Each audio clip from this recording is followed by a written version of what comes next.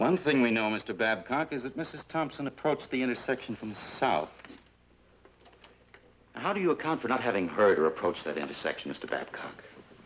I didn't say that I didn't hear her. Oh, you mean then that you did hear? Well, no. What I mean is that I don't really remember. I was tired. I'd just come from work. At the Chi-Chi Club?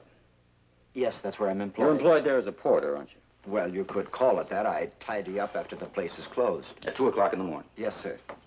And 1 hour later, after completing your chores at the Chi-Chi Club, you were seated on this bench. Where did you say you lived? I live in Candlewood. I have a small apartment there. You live alone? Yes, sir, ever since my wife died 3 years ago. Well, it must be pretty lonely coming home nights to an empty apartment. Can be very lonely. I was happily married for many years. But you do have friends, don't you?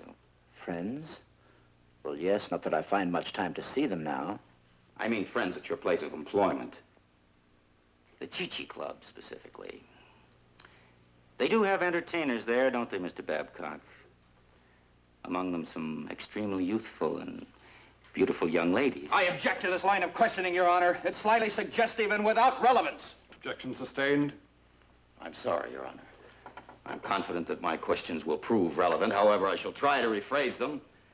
Let's put it this way, Mr. Babcock. Isn't it true that you frequently do favors for these young ladies, such as taking coffee and sandwiches to their dressing rooms? Objection. We're not here to examine the social side of this witness, Mr. Shawn. Neither is it our business to delve into his personal affairs. And why isn't it? The witness has testified in direct contradiction to sworn statements by my client. One of them is obviously a liar or mistaken. Your Honor, I respectfully submit that this entitles me to establish the credibility of the witness. Proceed, Counselor. Mr. Babcock, let's get back to an item that we both agree on. This rectangular mark does represent the bench on which you were seated while waiting for the bus. Yes, it's where I was seated. And it was also from this position, the time the accident occurred, that you saw that the traffic light was red. Yes, I saw the light was against him. Isn't there a street lamp on that corner? Isn't it indicated there? Well, I guess it is, but still I... Well, stop guessing and stick to the facts, Mr. Babcock. Wouldn't Mrs. Thompson have been obliged to pass within the arc of that light? I want to be truthful, but I don't know. Maybe she came too fast for me. Possibly she was running. Running? Running, Mr. Babcock? Now, why would a woman of Mrs. Thompson's age, already tired from nursing a sick child, why would she be running? I didn't say that she was running, but she could have been. She could even have been afraid. Afraid? Afraid of what? Give me a reason why she should have been afraid. Was there someone else in the vicinity at the time? No. Well, then what could have frightened Mrs. Thompson? How would I know? Except that she was elderly. Things happen to women is what I mean. You read about it all the time. I read about it? What do I read about I it? don't mean you. I mean anyone. Things you read in the paper. Oh, do you read about it after you've left the young ladies' dressing rooms, for instance? I object, Your Honor. Objection sustained. I direct that the last remarks of counsel be stricken from the record and that the jury disregard them. Your Honor, I'm sorry if my remarks have raised a prejudice against the witness. If I have overreached myself, it's only been to try to solve a riddle that still remains. How could he have turned his head to observe a traffic light without seeing the witness approaching the crosswalk? Proceed, Counselor. Mr. Babcock, how long have you been employed at the Club Chi-Chi? About 10 months. I don't suppose the salary they pay you is very substantial, is it? I manage. My needs are small. But it isn't comparable to, for instance, the salary that you received as an instructor of mathematics for 14 years at Freeman High School, is it? No, sir, it isn't. Now, why did you give up a dignified position like that you held for so many years to work in a cheap honky-tonk?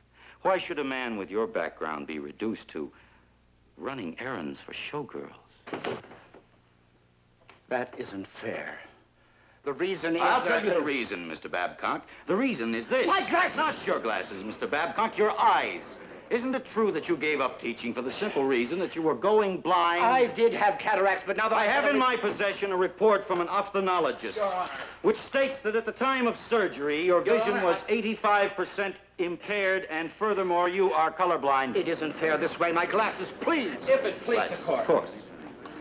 Your Honor, I move in simple justice that the testimony of this witness be stricken entirely from the records. It's obvious that he is incompetent to testify to anything of a visual nature in a court of law. That isn't true. You'll have to let me speak.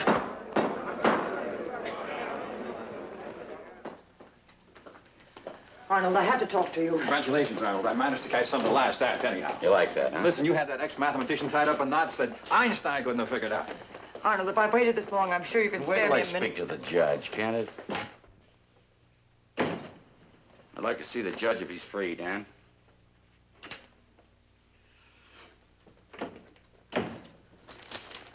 Arnold, I went to see George Vogel this morning. I'd appreciate it if you signed the preliminary papers he prepared for me. Don't you think we've had enough whipped-up emotional nonsense for a while? I'm divorcing you, Arnold. Nothing's going to change my mind. I'm not sophisticated enough for the kind of marriage you seem to prefer. You'll save us both a lot of unnecessary recrimination by signing the papers now. Your voice down. Is this what George Vogel recommended? The decision is my own. I never asked his opinion. Will you tell George I'll send him a check for his modest labors, but I'm not interested in a divorce right now. A divorce might be rather clumsy, professionally awkward. Besides, it could leave me vulnerable to other romantic women. And it's much more comfortable the way it is. You can't mean that.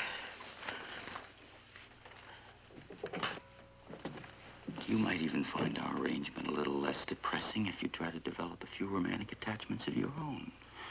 You could still be an attractive woman if you tried.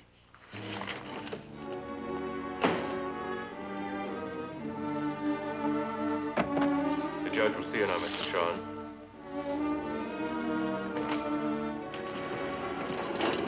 Oh, excuse me. It's all right.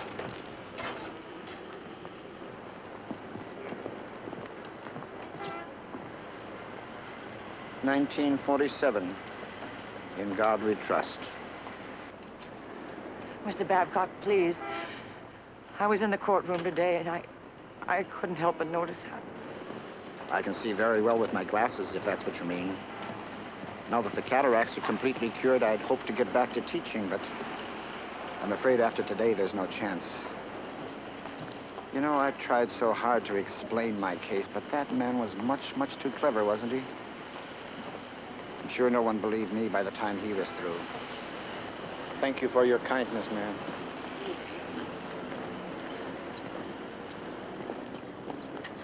You parked here? I'm parked here, yes. Oh, good. I can't find a cab. I wonder, would you mind dropping me off at 6th and Fern? You think I could manage that? Oh, fine. I'll be right here. I just want to pick up a paper. You don't mind, do you? Boy.